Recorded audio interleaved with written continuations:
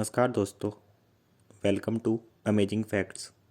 आज हम जानेंगे कि हमारी धरती आज से हजारों साल पहले कैसी थी और इसे बताने के लिए हम कुछ प्रूफ भी देंगे। चलिए शुरू करते हैं। वर्ल्ड के मैप को ध्यान से देखो। कुछ अजीब नहीं लगता इसमें? ऐसा लगता है ना जैसे ये कॉन्टिनेंट्स एक पजल के पीस हों। जैसे आप साउथ अमेरिका और अफ्रीका को देख लो। ऐसा सोचने वाले आप पहले व्यक्ति नहीं हो।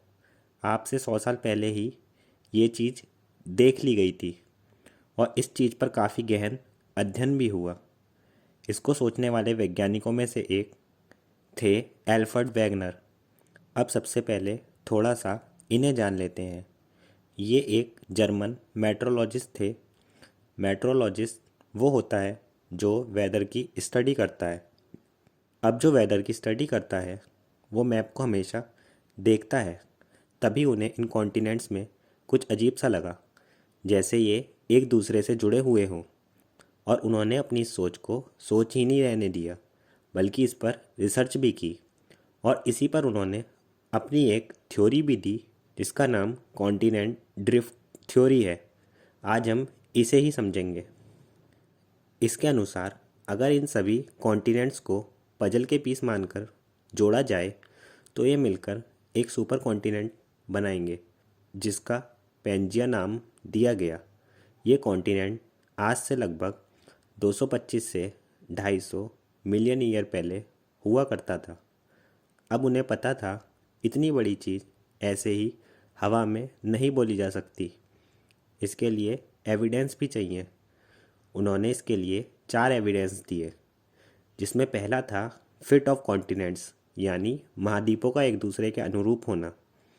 जैसा कि हमने सबसे पहले बात की कि ये सभी कॉन्टिनेंट्स एक पजल के पीस की तरह लगते हैं।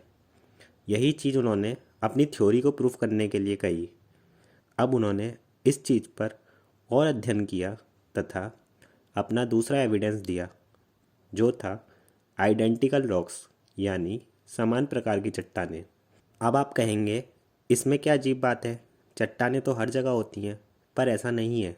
जब स्टडी की गई तो पाया गया एक ही प्रकार और एक ही एज की चट्टानें अटलांटिक ओशन के दोनों तरफ पाई गईं, जैसे कि यूनाइटेड स्टेट्स और कनाडा में पाई जाने वाली अपलेचिन माउंटेन रेंज और ग्रीनलैंड में पाई जाने वाली ईस्टर्न ग्रीनलैंड माउंटेन रेंज।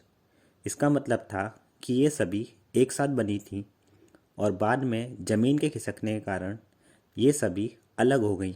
लेकिन वैगनर जानते थे कि इतनी बड़ी चीज़ कहने के लिए इतने प्रूफ काफ़ी नहीं है।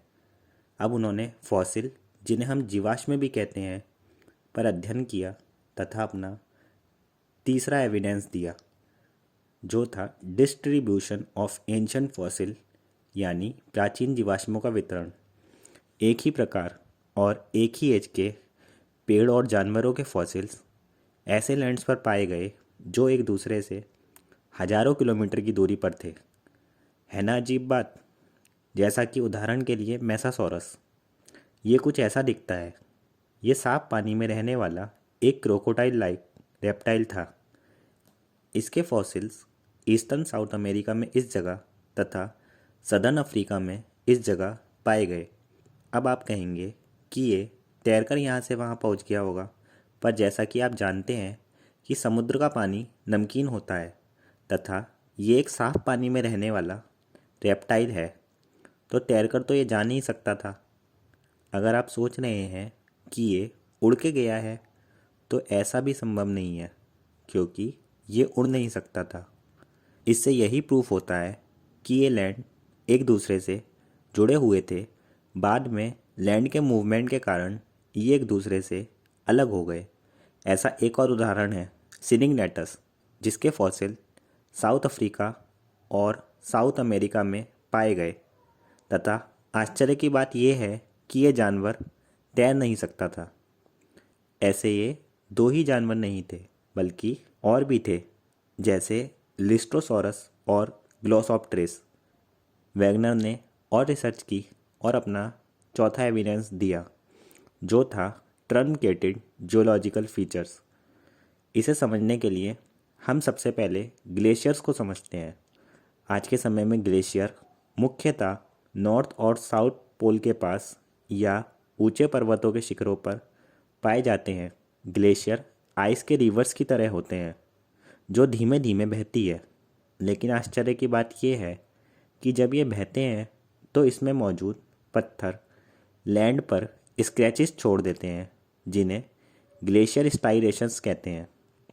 ये स्क्रैचेस पूर्व में हुए ग्लेशियर के प्रवाह को पता लगाने के लिए इस्तेमाल होते हैं, और ऐसे ही कुछ स्टाइरेशन साउथ अमेरिका और अफ्रीका के वर्षावनों में पाए गए।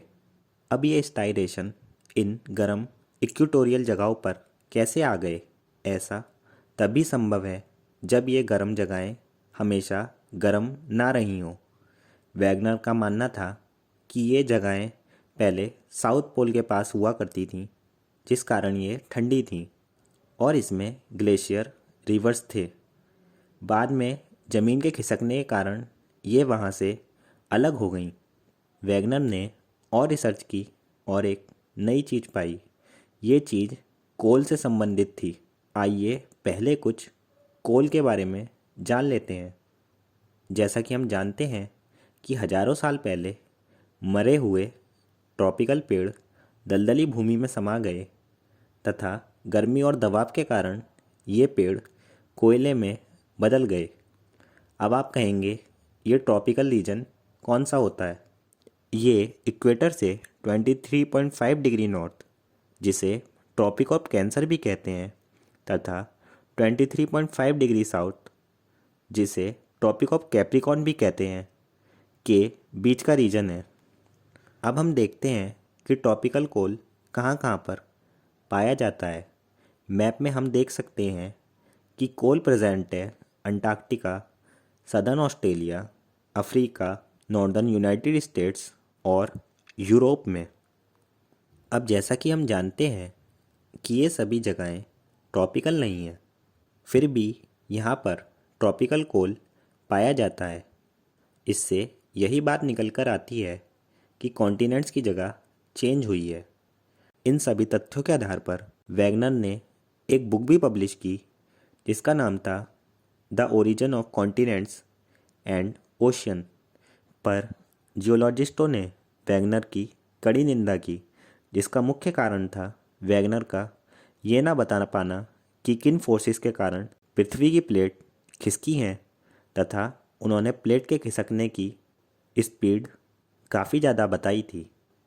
बाद में सन 1930 में अपनी थ्योरी के लिए और अधिक एविडेंस ढूंढने के लिए वैगनर एक अभियान दल के साथ गए हुए थे, और अपने ग्रुप के लिए खाना लाते वक्त वैगनर की मृत्यु हो गई। लेकिन बुरी बात यह है कि वैगनर ये नहीं बता पाए कि कॉन्टिनेंट्स क्यों मूव हुए और किन फोर्सेस के कारण ऐसा हुआ, जिस कारण उनकी ये थ्योरी वैज्ञानिक समाज ने नहीं मानी। Thank you for watching. अगर वीडियो अच्छी लगी हो तो चैनल को सब्सक्राइब, वीडियो को लाइक और शेयर कर दीजिए, और प्लीज़ अपने सुझाव कमेंट में दीजिए।